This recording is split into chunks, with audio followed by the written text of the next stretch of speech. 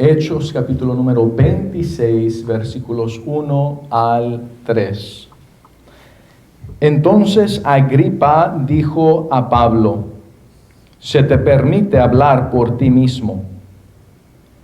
Pablo entonces, extendiendo la mano, comenzó así su defensa: «Me tengo por dichoso, oh rey Agripa, de que haya de defenderme hoy delante de ti de todas las cosas de que soy acusado por los judíos, mayormente porque tú conoces todas las costumbres y cuestiones que hay entre los judíos, por lo cual te ruego que me oigas con paciencia». Oremos. Doy gracias, Dios, por tu palabra, y pido que me uses al predicarla, exponerla y aplicarla a nuestras vidas. Pido que hables a cada persona aquí presente y los que escucharán esta predicación en el futuro a través de una grabación o a través por video. Pido que también obres en sus vidas y que tu Espíritu Santo también les hable. Que tengamos corazones blandos, confiando en ti, obedeciéndote a ti. Pido esto en nombre de Cristo. Amén. Mateo 10, 18. Y aún ante gobernadores y reyes seréis llevados por mi causa. Y aún ante gobernadores y reyes seréis llevados por causa de mí, para testimonio a ellos y a los gentiles. Y entonces miramos en este pasaje cuando Jesús estaba hablando con sus apóstoles de lo que iba a suceder en el futuro.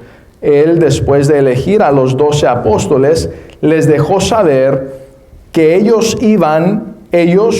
no solamente los que estaban delante de él en este momento, sino también hablando de los creyentes en el futuro, que vamos a dar testimonio, y especialmente los apóstoles, y aún ante gobernadores y reyes. Ahora, Pablo, acabamos de leer que él ha estado aprisionado, él ha estado dando su testimonio delante de gobernadores. No solamente Félix, sino el gobernador anterior.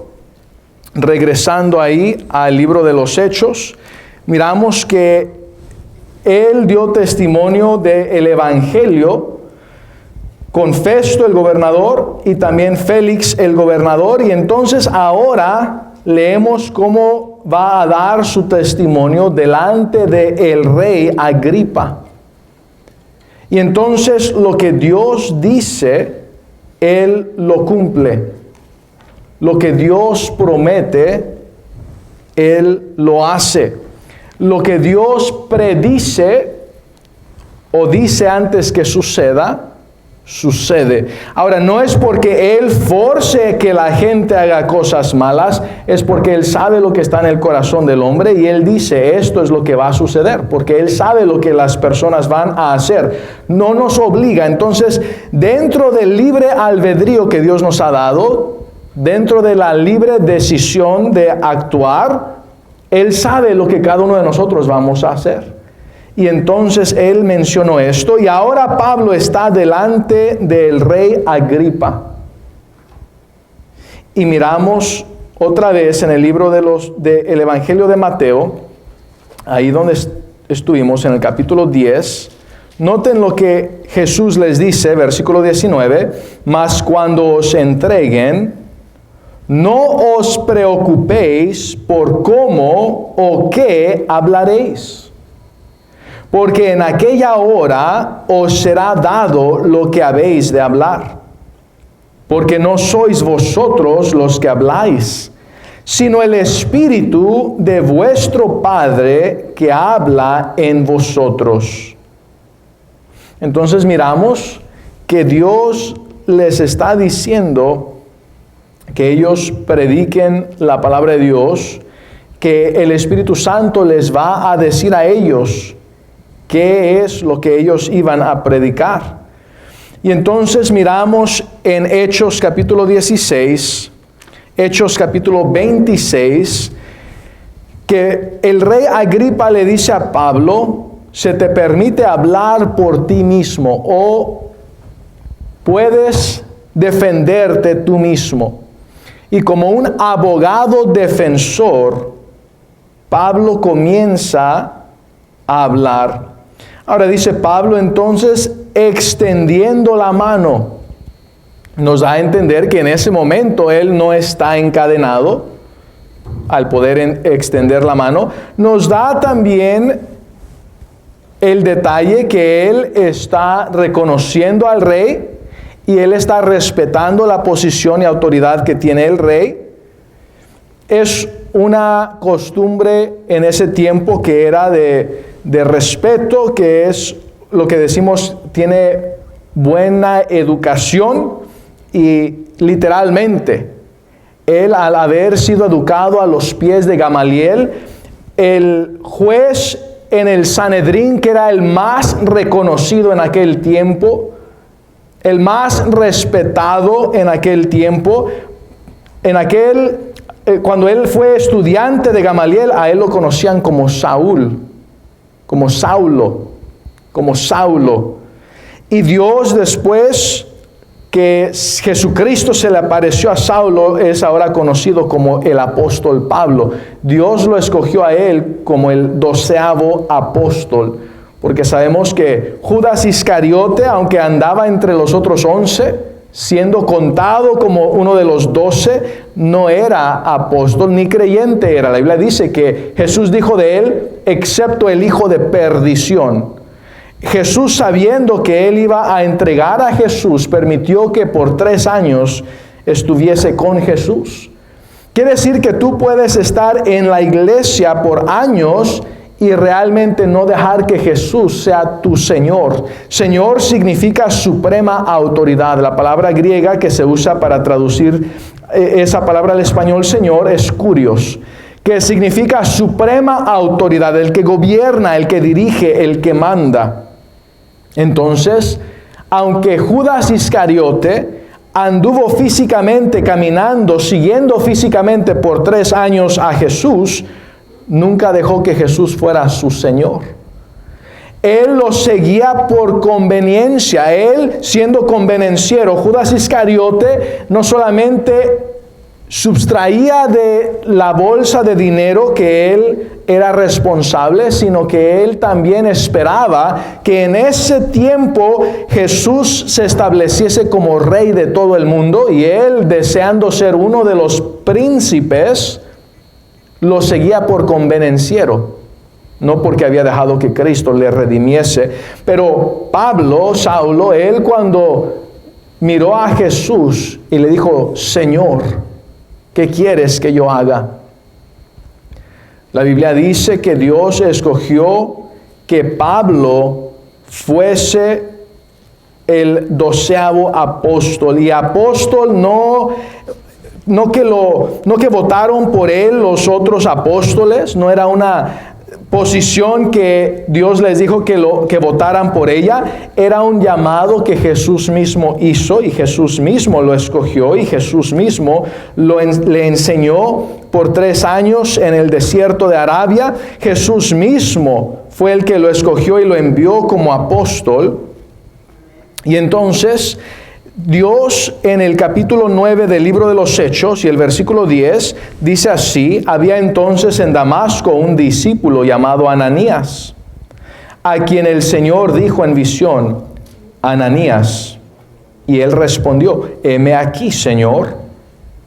Y el Señor le dijo, levántate y ve a la calle que se llama Derecha y busca en casa de Judas a uno llamado Saulo de Tarso, porque he aquí, él ora, y ha visto en visión a un varón llamado Ananías, que entra y le pone las manos encima para que recobre la vista. Entonces Ananías respondió, Señor, he oído de muchos acerca de este hombre, cuántos males ha hecho a tus santos en Jerusalén. Y ahora aquí tiene autoridad de los principales sacerdotes para prender a todos los que invocan tu nombre. El Señor le dijo: ve, porque instrumento escogido me es este, para llevar mi nombre en presencia de los gentiles y de reyes y de los hijos de Israel. Porque yo le mostraré cuánto le es necesario padecer por mi nombre. Ahora, Dios ya le había dicho a Ananías, que pienso yo que Ananías era el pastor de la iglesia bautista en Damasco, pero Dios ya le había dicho a Ananías que fuese, y Dios iba a usar a Ananías para que Dios le recobrase la vista a Saulo. Y Dios le dijo a Ananías que Dios había escogido a Saulo para que predicase el evangelio a los gentiles, y dice que llevase ese evangelio, el nombre de Jesucristo, en presencia de reyes y de los hijos de Israel. Ahora, él fue a los israelitas, y aunque había otros 11 apóstoles para predicarle a los israelitas que estaban en Israel, Pablo fue a los lugares donde vivían los gentiles, y entre esos pues había también israelitas, y también a ellos primero les predicaba el evangelio, yendo a las sinagogas de esos lugares, y cuando ellos rechazaban a Cristo como su Redentor, él continuaba y predicaba a los gentiles. Y sabes que la última vez, en su último viaje misionero, Dios le dijo a Pablo: esta vez no vayas a Jerusalén. Pablo ya sabía que Pablo debería de ir a Roma. ¿Y quién estaba en Roma? Pues el emperador, el rey de los reyes del reino romano. Porque el rey Agripa era el rey que el rey de Roma había puesto como rey en Israel. Pero el emperador, el César, era el rey de los otros reyes. Y Dios quería que Pablo fuese en libertad a Roma, y no solamente le predicase a los gentiles ahí en Roma, sino también al gentil encargado de todos los gentiles y de toda la gente en el mundo en ese momento. El imperio romano era el imperio más poderoso de todo el mundo conocido en aquel tiempo. El idioma que se hablaba era el latín. Y de ahí el nombre que hoy nos dan latinos. ¿Por qué? Por los idiomas que vienen del latín, los idiomas de los romanos, los idiomas románticos, que incluye el español. Por eso nos dicen hispanos. Y Dios le había dicho a Pablo que fuese a Roma, y Pablo sabía que debería de ir a Roma. Aún escribió el libro, la epístola, la carta a los romanos, diciéndoles que él debería de ir a Roma, pero que lo que él sabía que debería de hacer, eso no lo hacía cuando estaba obedeciendo su pecado, su carne. Aunque en su espíritu él sabía que debería de ir a Roma y predicar el evangelio en Roma, él decidió desobedecer a Dios e ir a Jerusalén esta última vez. Y en Jerusalén, antes de ir a Jerusalén, muchas veces le dijo a Pablo: no vayas a Jerusalén esta vez, no subas a Jerusalén, no vayas a Jerusalén, no vayas a Jerusalén, no vayas a Jerusalén. Y él, terco y necio, y Dios le dice: si tú vas a Jerusalén te van a atar. Y dijo: pues no me importa, de todos modos voy a ir. Si tú vas a Jerusalén no te van a hacer caso, pues no me importa, de todos modos voy a ir. Si tú vas a Jerusalén te va a ir mal, pues no importa, de todos modos voy a ir. Y cuando ya estuvo ahí en el templo en Jerusalén, Jesús mismo, la Biblia dice que se le apareció en visión, él estando orando en el templo, y Jesús le dijo que se apurase y que saliese. Y en lugar de obedecer a Dios y hacer lo que Dios le dijo que hiciera, Pablo decidió empezar a explicarle a Dios el por qué él no iba a obedecer a Dios. Él pensó que lo que él quería hacer, lo que él planeaba hacer, era más importante que lo que Dios le había dicho que hiciese. A veces así somos nosotros. A veces nosotros, en lugar de obedecer a Dios, en lugar de hacer lo que Dios nos dice que hagamos, queremos hacer nuestra propia voluntad.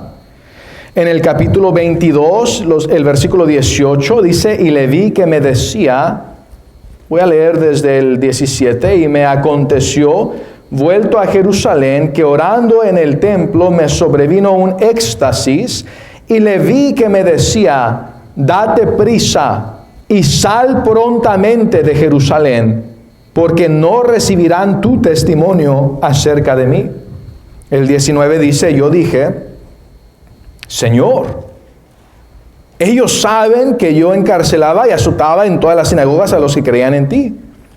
Y cuando se derramaba la sangre de Esteban, tu testigo, yo mismo también estaba presente y consentía en su muerte y guardaba las ropas de los que le mataban.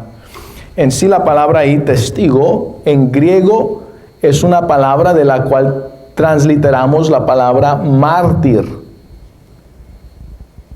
Y dice: y yo consentía en su muerte y guardaba las ropas de los que le mataban. Pero me dijo: ve, porque yo te enviaré lejos a los gentiles. Pero ¿sabes qué? Pablo no hizo caso. Jesús le dice: date prisa y sal prontamente de Jerusalén. Y Pablo se pone ahí a explicarle a Dios por qué no le va a obedecer. Y Dios le dice: no recibirán tu testimonio acerca de mí. Y él se queda ahí desobedeciendo a Dios. Y Dios, en su paciencia, todavía le vuelve a decir: ve, porque yo te enviaré lejos a los gentiles. Y él todavía no hace caso y se queda ahí. ¿Y qué le sucede? Bueno, ¿cuál era el plan de Dios para Pablo? Enviarlo a Roma en libertad. La bendición de tener la libertad de ir a Roma voluntariamente y predicar en Roma, aún al César. Pero ¿qué sucedió? No le hizo caso a Dios. Él pensaba que lo que él creía era mejor. ¿Y qué le sucedió? Se levantó la gente de Israel, ahí en Jerusalén, en el templo, los judíos que lo miraron, le levantaron un falso testimonio, literalmente lo medio mataron, casi lo mataban. Dice que estaba tan golpeado que los soldados tuvieron que cargarlo en peso porque él mismo no podía caminar, de tan golpeado que estaba. 10 días después fue enviado por Roma al gobernador y se defendió y aunque él era inocente, después de 2 años el siguiente gobernador llegó y otra vez los judíos querían que lo mataran y él se defendió delante de ellos y el nuevo gobernador le dice: ¿quieres ir a Jerusalén? Y ya Pablo dice: no, apelo al César. Y ahora viene el rey Agripa y este gobernador le dice al rey Agripa: pues yo no pienso que es correcto enviar a Roma sin decirle al César los cargos que hay en su contra. Es ridículo que quieren que muera y no hay nada que ha hecho que es digno de muerte.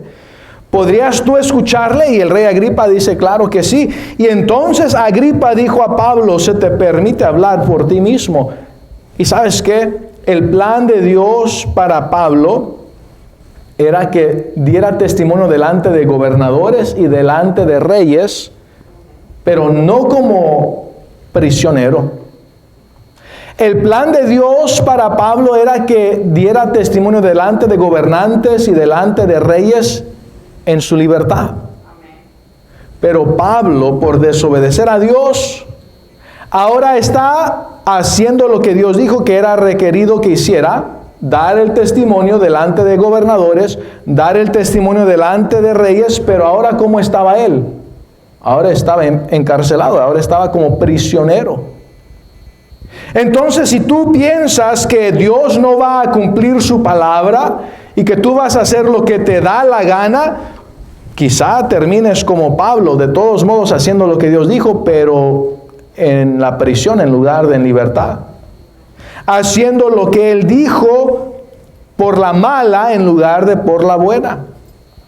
Por la buena o por la mala, pero lo que Dios dice se hará. Lo que Dios dice se cumplirá. Lo que Dios dice acontecerá. Las promesas que Él hace, Él las guarda, Él las cumple.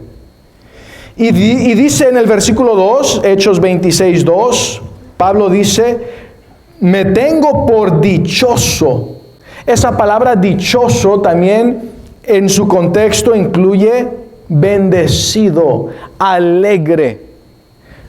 Me tengo por dichoso, oh rey Agripa, de que haya de defenderme hoy delante de ti de todas las cosas de que soy acusado por los judíos. Mayormente porque tú conoces todas las costumbres y cuestiones que hay entre los judíos. ¿Por qué? Pues él estaba casado con una judía. Dice, por lo cual te ruego que me oigas con paciencia. Y entonces Pablo comienza a explicarle lo que aconteció, y dentro de esa explicación y dentro de su defensa, él le comparte el evangelio al rey Agripa. Entonces lo que Dios dijo que haría Pablo, lo hizo. Pero no era el plan de Dios que lo hiciera siendo prisionero. Y Dios quiere que tú y yo obedezcamos a Dios, que tú y yo hagamos lo que Dios dice, que tú y yo vivamos una vida santa y piadosa, hablando a los creyentes. Y lo podemos hacer voluntariamente o lo podemos hacer con la disciplina de Dios. Pero lo vamos a hacer. Y si hacemos el bien voluntariamente, Dios nos bendice. Si nos va mal por nuestro propio pecado, Dios dice, esa es tu recompensa por el pecar. Dios no te va a recompensar y bendecir porque tú mismo hiciste mal y luego te fue mal. Pero ¿qué sucede de aquellos que por causa de Cristo, al obedecer a Cristo, la gente los mira mal o les levanta un falso testimonio o los maltrata o los golpea o los encarcelan o aún los matan? ¿Qué sucede si hacen eso por causa de Cristo? Bueno, Dios dice, bienaventurados sois. Bienaventurado quiere decir bendecido. Te va a ir bien en el cielo. Bienaventurados sois cuando por mi causa os vituperen y os persigan y digan toda clase de mal contra vosotros, mintiendo. Ahora, si tú estás haciendo cosas malas y la gente dice, mira, este está haciendo todo esto y todo esto es malo, y están diciendo la verdad de todo lo malo que tú haces, tú no tienes recompensa por eso.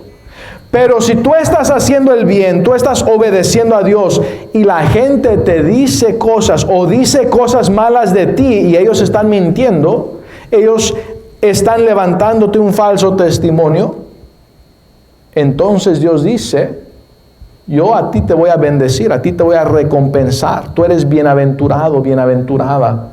Te va a ir bien. ¿Por qué? Porque toda esta gente dijo cosas malas en contra de ti mintiendo por causa de Cristo. Te va a ir bien porque yo te voy a recompensar. Yo soy buena paga, yo te amo, yo soy bueno y yo miro lo que tú sufres por mi causa y yo te voy a recompensar. Y Pablo dice, me tengo por dichoso. Aunque Pablo estaba ahí como prisionero y aunque Dios, su plan perfecto no era que estuviese como prisionero, hay el plan perfecto de Dios, pero también hay el plan permisivo de Dios. Lo que Dios permite, no era su plan perfecto, pero Dios lo permite. Y tú decides si quieres vivir una vida de acuerdo al plan perfecto de Dios o si quieres vivir una vida de acuerdo al plan permisivo de Dios. Hay gente que está como quien dice ahí cerca de un voladero. un voladero ahí de miles de pies de distancia, una montaña, y en lugar de tratar de alejarse del voladero, ahí están balanceándose a ver qué tan cerca del voladero pueden estar sin caerse. Si hago eso es malo, pero todavía no pequé. En cambio hay gente que dice, no, ni siquiera quiero hacer algo que aparenta ser malo. La Biblia dice, absteneos de toda apariencia de maldad. Entonces, mejor voy a vivir una vida que es en la perfecta voluntad de Dios.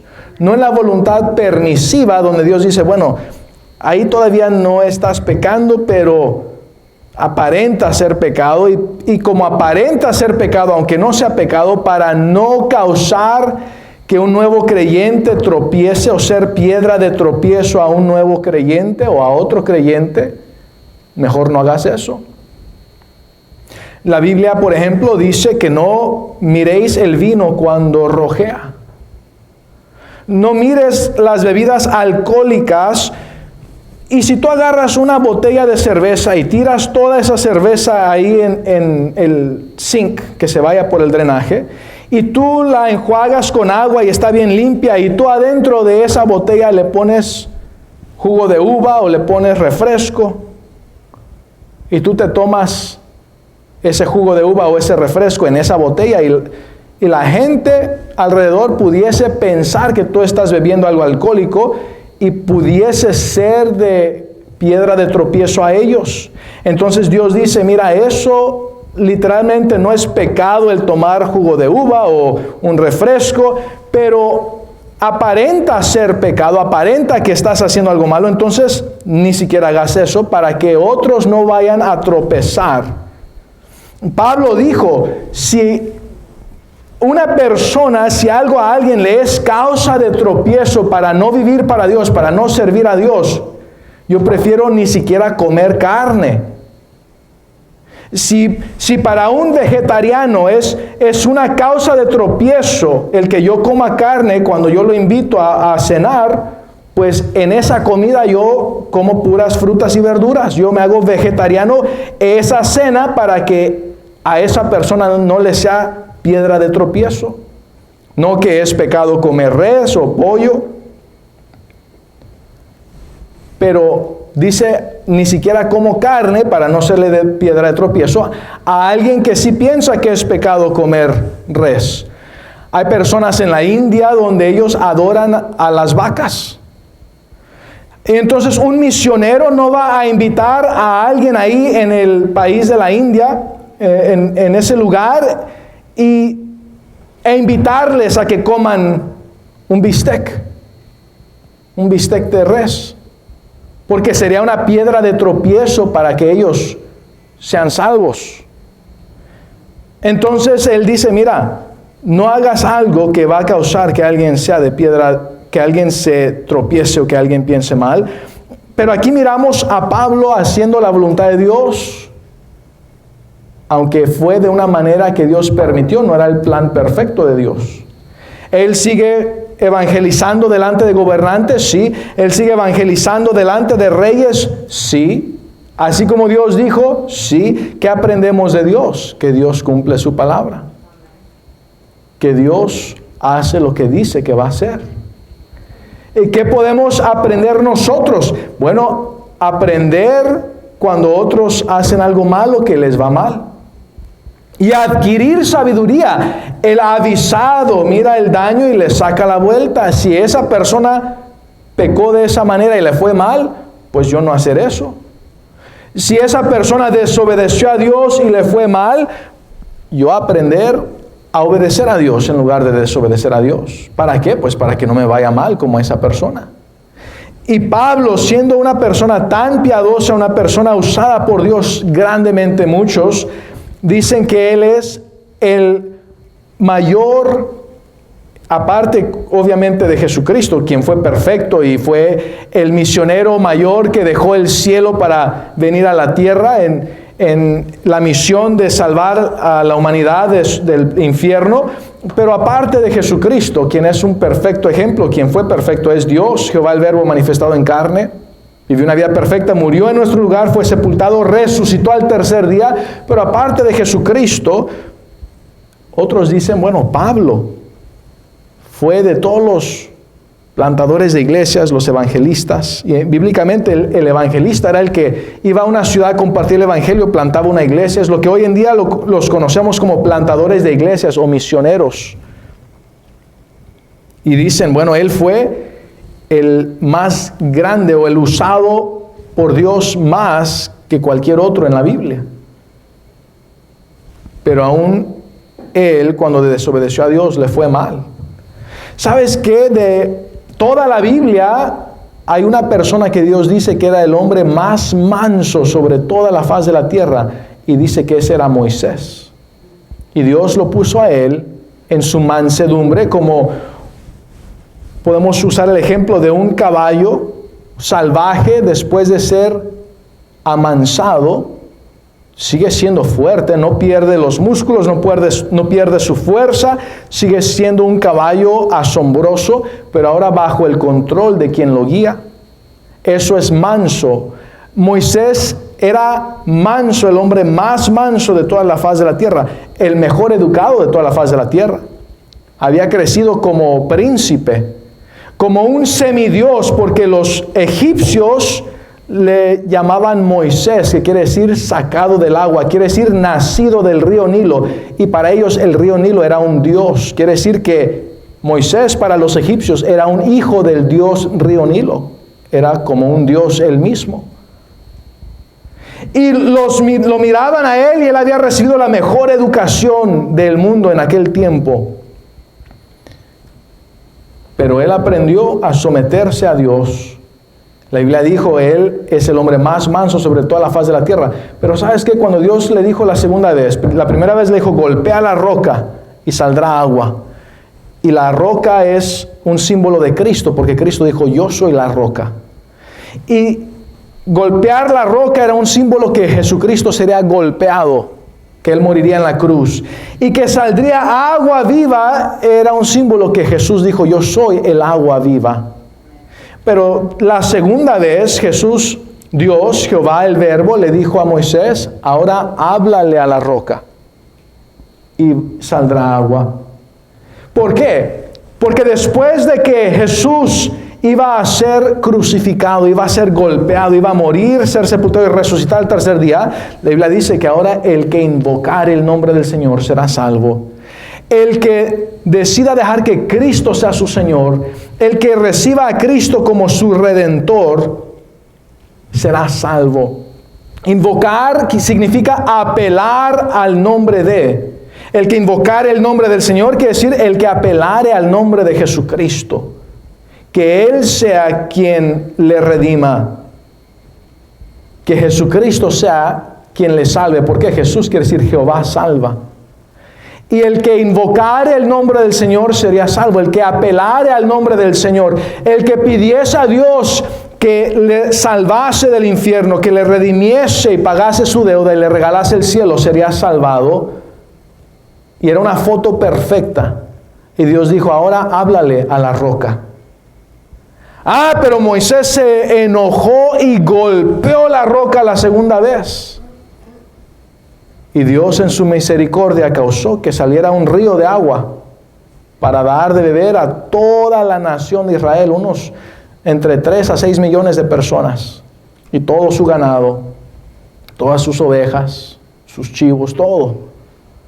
Pero Dios le dijo a Moisés, Moisés, puesto que me desobedeciste y no me glorificaste, no me honraste, no me obedeciste, no vas a entrar a la tierra prometida. Pero él era el hombre más manso sobre la faz de la tierra, sí. Y la voluntad de Dios era que entrara en la tierra prometida, pero no entró por desobedecer a Dios. Entonces, no hay que vivir solamente en la voluntad permisiva de Dios, hay que vivir en la voluntad perfecta de Dios. Dios desea que le obedezcamos. ¿Qué cosas dice Dios que Él cumple? Bueno, si La Biblia dice, todo aquel que invocar el nombre del Señor será salvo. Hay una enseñanza falsa que hoy le llaman el calvinismo, por John Calvin, que enseñó esa falsa enseñanza, diciendo que solamente los que Dios ha escogido que sean salvos son los que pueden ser salvos. No, Dios no dijo que Él dijo, algunos los voy a salvar y otros quiero que se vayan al infierno. Dios no ha escogido que nadie vaya al infierno. Él quiere que todos sean salvos. Entonces, una promesa de Dios es que si tú le pides a Dios que Él sea el dueño de tu alma, que Él sea tu Señor, que Él te salve del infierno, Él lo hace. Él te compra, Él paga la deuda de tu pecado, te regala el cielo. Es una promesa, Él cumple lo que Él promete. Pero ¿sabes? Ese poder de hacer lo que es imposible para ti, y Él lo hace así, es el mismo poder de Dios que te ayuda a vivir una vida piadosa.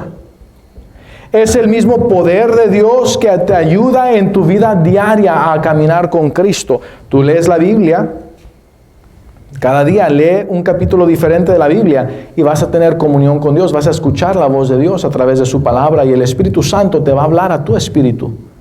Y tú lees la Biblia para obedecer a Dios, para conocer qué agrada a Dios y qué no agrada, para hacer lo que sí le agrada y dejar de hacer lo que no le agrada. ¿Por qué? No porque a ti no te agrade. Quizá a ti sí te agrade, pero si tú dices, bueno, Dios, a ti no te gusta que yo haga esto, entonces ya no voy a hacerlo. Por amor a ti, porque te amo a ti más de lo que me amo yo a mí mismo. Y entonces, ¿qué pasa? Hay gente que antes golpeaba a otros, asaltaba a otros, robaba a otros, y les gustaba el poder golpear a alguien y robarse las cosas que tenían y gastarlas y tener las cosas, y era algo que les gustaba. Y ahora dicen, ahora después de ser salvos, dicen, Dios, ¿a ti no te gusta que golpee a otros y que les robe sus cosas? Bueno, aunque a mí me gustaba eso, digamos, yo nunca he hecho eso, pero si alguien estuviese en esa situación, diría, bueno, aunque a mí me gustaba eso, ya no lo voy a hacer porque a ti no te agrada. Ahora voy a hacer lo que a ti sí te agrada. Y entonces cuando tú lees la Biblia y Dios dice algo y lo haces, Dios dice, eso me agrada. Y cuando Dios dice, haz esto y entonces yo haré esto, Él cumple su promesa. Él dice que el primer paso de obediencia después de ser salvo es ser bautizado en una iglesia bautista.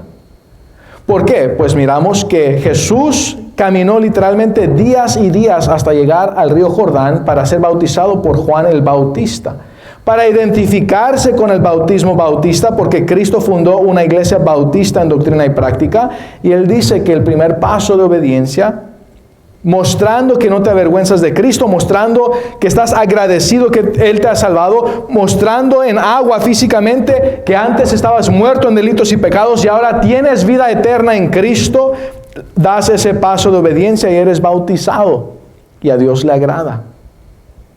Y entonces eres considerado como miembro de la iglesia y eres aceptado y a Dios le agrada que seas parte del cuerpo de Jesucristo, que seas miembro de la iglesia que Él fundó. Y Él te dice que tú crezcas en el Señor al leer la Biblia y obedecerle, que tú camines con Dios, que tú le ames lo suficiente para agradarle. Si tú amas a alguien, vas a hacer algo que le agrada. Alguien que se quiere casar, ese joven va a hacer algo que agrada a esa joven. ¿Por qué? Porque quiere casarse con ella. Un esposo va a hacer algo que agrada a su esposa. Comprarle flores, llevarla a donde ella le guste ir, comprarle lo que ella le guste, siempre y cuando esté en el presupuesto, pero hacer algo que sea algo que agrade a su esposa. No la va a llevar al restaurante más feo o sacar comida ahí de la basura, del basurero, y decirle, ten aquí, te amo tanto que aquí es lo que te voy a dar. No, le va a mostrar dándole lo mejor, mostrando lo que le agrada. A sus hijos igual, y a Dios entonces tú vas a decirle, Dios, yo te amo tanto que quiero agradarte, quiero hacer esto porque te amo. Y vas a mostrar ese amor por tus obras. No eres salvo por obras, pero ya que eres salvo, vas a mostrar tu amor por tus obras. Y algo básico es el diezmo. Cada creyente debemos de diezmar, porque Dios dice, el 10% de mi dinero, dalo a mi iglesia. Y entonces, obedecemos a Dios en dar el diezmo, y Él dice, también da ofrendas arriba del diezmo, que si hay gastos del templo, o que si hay gastos para misioneros, o cualquier otra ofrenda necesaria, da ofrendas. Dios le dijo a la nación de Israel, vosotros toda la nación me habéis robado. Traed los diezmos al alfolí. Dice, me habéis robado. Y dijisteis, ¿en qué te hemos robado? Y dijo, en vuestros diezmos y ofrendas. Entonces, tanto diezmos y ofrendas, debemos de ser obedientes. El 10% es de Dios, y ofrendas arriba de eso, eso sí, dar generosamente para el Señor, mostrando nuestra gratitud hacia Dios. Y lo que Él dice es, yo te voy a bendecir, te voy a recompensar. Arriba del diezmo, Dios dice, lo que tú des, dad y se os dará. Medida buena, apretada, remecida y rebosando darán en vuestro regazo, porque con la misma medida con que medís, os volverán a medir. Él dice, cosechas, plantas poco, vas a cosechar poco. Pero si tú plantas mucho, vas a cosechar mucho. Ahora, no estoy diciendo planta $1 y Dios te va a dar $100. Las personas que dicen, allá en Estados Unidos se barre el dinero en las calles, piensan que los billetes crecen en unos árboles y que se caen, y ahí ellos pueden, en el otoño, ¿verdad? Cuando se caen las hojas, que se caen los billetes ahí de puros de $100, y uno nada más los agarra y los barre. Sabemos que no es eso, pero Dios dice, yo te voy a recompensar. Y ese dinero aquí, un día va a dejar de existir, todo el universo va a ser consumido en fuego. Pero lo que tú inviertas arriba del diezmo en la obra de Dios, a misiones, ofrendas, en el cielo Dios te recompensará. Y allá no hay ladrones, allá no se va a perder, no te van a robar esa ofrenda, esos diezmos. Ese es tu verdadero dinero eterno. Y dice Dios, yo te voy a bendecir. Pero no solamente te promete y lo cumple en salvarte, no solamente en lo que es el bautismo, en la membresía de la iglesia, no solamente el diezmo, no solamente las ofrendas, eso es lo básico, eso es la leche espiritual. Pero Dios dice, mira, también te da comida de buffet, y bistec y carne y todo eso, concerniente a cómo vivir con tu cónyuge, con tu esposa, cómo vivir y cómo criar a tus hijos, cómo tratar los negocios y tus finanzas, y cómo tratar a los hermanos en la iglesia, y cómo tratar a tus vecinos y a tus prójimos, y cómo tratar a otros. Dios te da todo esto y te dice, si haces esto, esto es lo que va a pasar. Y cualquier negocio que hace eso y que sigue esos principios, Dios los bendice. Sabes, hoy en día, uno de los líderes de negocios más reconocidos, o líderes en lo que es el tema del liderazgo, más reconocidos en todo el mundo hoy en día, es un hombre que se llama John Maxwell. ¿Sabes que él antes fue un pastor bautista, antes de retirarse como pastor? ¿Sabes tú que él ha usado los principios bíblicos para ponerlos en libros de negocios, libros de liderazgo, y que él ha publicado los principios bíblicos en libros seculares, y que se han vendido millones y millones y millones de copias? Y que los que han seguido esos principios bíblicos sin ni siquiera saber que eran principios bíblicos han sido prosperados, les ha ido bien. ¿Sabes por qué? Porque lo que Dios dice lo cumple. Seas creyente o no seas creyente, si tú haces lo que Dios dice, Él lo cumple. Y lo que estamos mirando en este pasaje es que Dios dijo que iba a ser testigo, iba a compartir el evangelio ante gobernadores y reyes, y sucedió. Entonces tú sí puedes confiar en lo que Dios te dice a ti, a través de la palabra de Dios. Te animo entonces que leas la Biblia diariamente, que la leas para obedecerle, que confíes en Dios lo suficiente para obedecerle. Alguien dijo, un pastor se llama R.B. Olette, Dr. R.B. Olette, él dijo esto, su definición de fe es esta: el creerle a Dios 1% más de tu duda. O podemos decirlo también así, el creerle a Dios 51% aunque tu duda sea 49%. O sea que aunque tú tengas algunas dudas, si tú obedeces a Dios, Dios va a cumplir lo que Él dijo. Por eso la Biblia dijo aquel hombre a Jesús: creo, Señor, aumenta mi incredulidad. Siempre y cuando tú le creas a Dios más de tu duda, de tu incredulidad, Dios va a obrar cuando tú tienes suficiente fe para obedecerle. Entonces no tienes que tener 100% fe. La Biblia dice que los apóstoles miraron a Jesucristo resucitado, lo tocaron, creían y algunos dudaban. O sea que aún mirando la evidencia 100% enfrente de ellos, todavía tenían algunas dudas. ¿A poco no estaré soñando? ¿Será esto un sueño asombroso? No, era cierto. Y dice, creían y algunos dudaban. Entonces Dios no espera que no tengas ninguna duda, pero sí espera que le creas lo suficiente para obedecerle. Y siempre y cuando tú le obedezcas, Él cumple su palabra. Él no es hombre para que mienta. Dios no es hombre para que mienta. Él es Dios. Él es veraz. Jesús dijo: yo soy el camino, la verdad y la vida. Y entonces sí puedes confiar en Cristo. Confía en Él lo suficiente para obedecerle. Lo que Dios dijo sucedió. Oremos.